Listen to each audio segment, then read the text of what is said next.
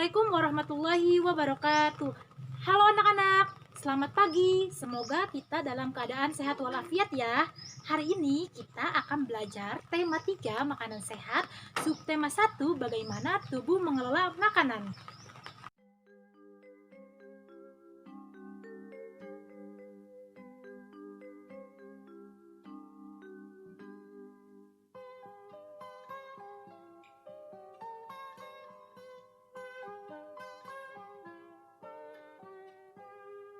Pagiku cerahku, matahari bersinar, ku gendong tas merahku di pundak.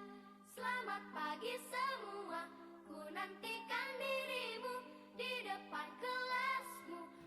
Suatu pagi, Dayu mengeluh sakit perut saat ia sedang berbaris dan bersiap masuk ke kelas.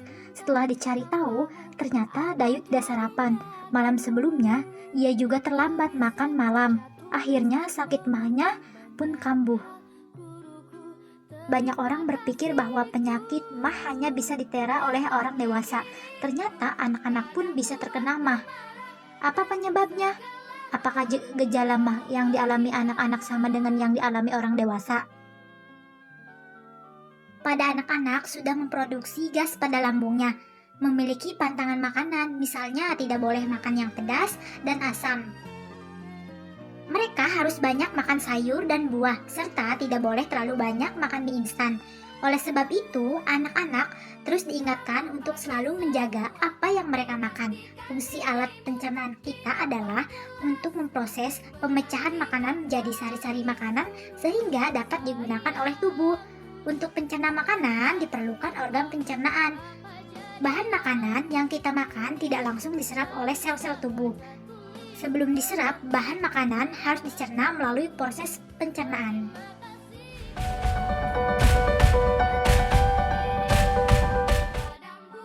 Selanjutnya, anak-anak dapat menyimak sistem pencernaan pada manusia. Pada mulut berfungsi untuk mengunyah makanan menjadi lebih halus agar lebih mudah ditelan. Makanan melalui mulut akan mengalami proses pencernaan secara kimiawi dan mekanik. Organ yang membantu proses pencernaan dalam mulut adalah lidah, gigi, dan kelenjar air liur. Selanjutnya, kerongkongan adalah berfungsi sebagai saluran yang menjadi penghubung antara rongga mulut dan lambung. Kerongkongan menjadi dua bagian, yakni menjadi bagian paring dan esophagus.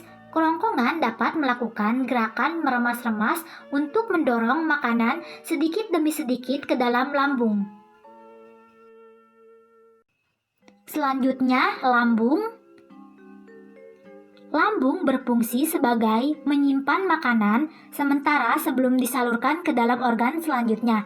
Kemudian, dapat memecah dan mengaduk makanan dengan mekanisme gerak peristaltis dan mencerna dan menghancurkan makanan dengan bantuan enzim dalam lambung.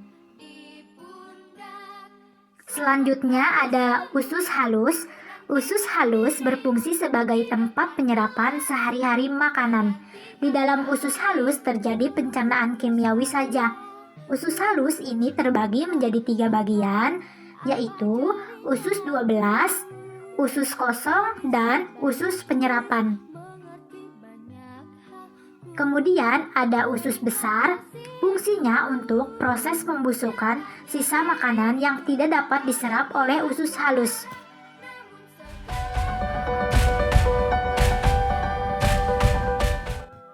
Sekarang coba kalian amati iklan berikut ini. Iklan tersebut menjelaskan tentang gaya hidup sehat. Organ pencernaan yang sehat juga didukung oleh gaya hidup sehat. Gaya hidup sehat membuat kita menyadari akan pentingnya kesehatan dan menghindari kita dari kebiasaan buruk yang dapat mengganggu kesehatan. Sekarang coba kalian simpulkan isi yang tertera di dalam iklan tersebut berdasarkan kata kunci, gambar iklan, dan target iklan. Kata kunci dalam iklan tersebut adalah perilaku hidup bersih dan sehat. Gambar pada iklan tersebut disesuaikan dengan pesan yang disampaikan, cukup menarik dan cukup jelas. Target iklan tersebut adalah untuk seluruh masyarakat. Yuk kita simak contoh alat musik tradisional yang ada di Indonesia. Ada sarune kale, alat musik yang berasal dari Nanggore Aceh Darussalam. Ada kecapi yang berasal dari Sunda. Ada gendang yang berasal dari Bangka Belitung. Ada serangko yang asal dari Jambi. Kemudian ada alat musik gamelan yang berasal dari Jawa Tengah. Ada gambus yang berasal dari daerah Riau. Kemudian ada tipa yang berasal dari Maluku dan Papua. Yang terakhir ada angklung yang berasal dari Jawa Barat.